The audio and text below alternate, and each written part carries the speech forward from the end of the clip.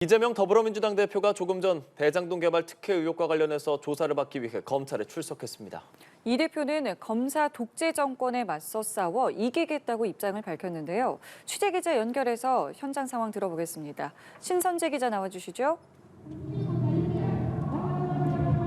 네, 서울중앙지검에 나와 있습니다. 앞서 보신 것처럼 이 대표가 조금 전 대장동 위례 신도시 개발 특혜 의혹과 관련해 피의자 신분으로 조사받기 위해 검찰에 출석했습니다.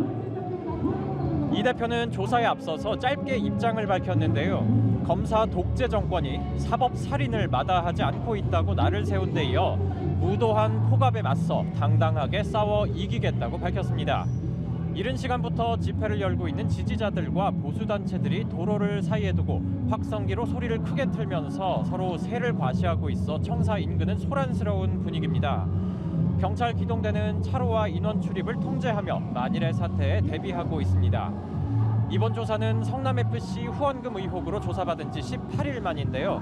대장동 의혹으로 조사받는 건 수사 시작 약 1년 4개월 만에 처음입니다.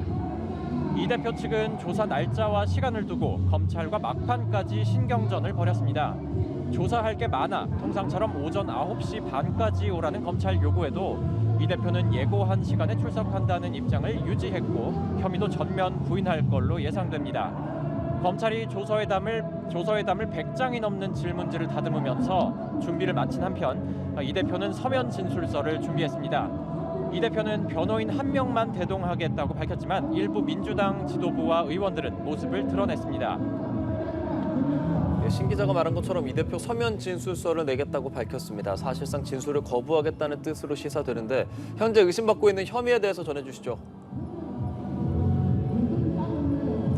네, 부패와 배임 혐의의 쟁점은 이 대표가 대장동과 위례 신도시 개발 사업 당시 민간업자들과 유착해 특혜를 준 과정에 어디까지 개입했는지입니다. 최근 대장동 일당을 이해충돌방지법 위반 혐의로 기소한 검찰은 이 대표가 민간업자들 요구대로 사업이 설계되는 과정을 모두 보고받아 승인 지시했다고 의심합니다. 사업의 최종 인허가권자였던 이 대표가 성남시장 공약이었던 1공단 공원화 비용 마련을 위해 용적률 상향과 같은 업자들 요구를 들어줬다는 겁니다. 그 결과로 약 7,900억 원의 막대한 수익이 대장동 일당에게 돌아갔고 성남시는 그만큼 손해를 봤다는 게 검찰 시각입니다. 반면 이 대표는 대장동 사업은 대규모 이익 환수에 성공한 단군 이래 최대 공익 사업이라면서 혐의를 부인해 왔습니다.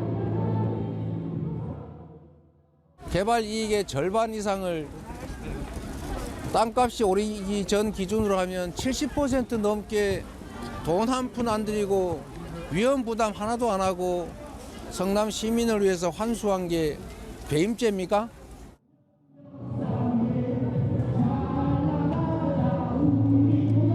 네, 이 대표는 사익을 취한 건 1원도 없다는 입장이지만 대장동 수익 지분을 약속받았다는 의혹도 조사 대상입니다. 검찰은 이 대표가 428억 원에 달하는 천화동인 1호 지분의 절반을 받기로 했고 이를 최측근인 정진상 전 당대표 정무조정실장을 통해 보고받아 승인했다고 보고 있습니다.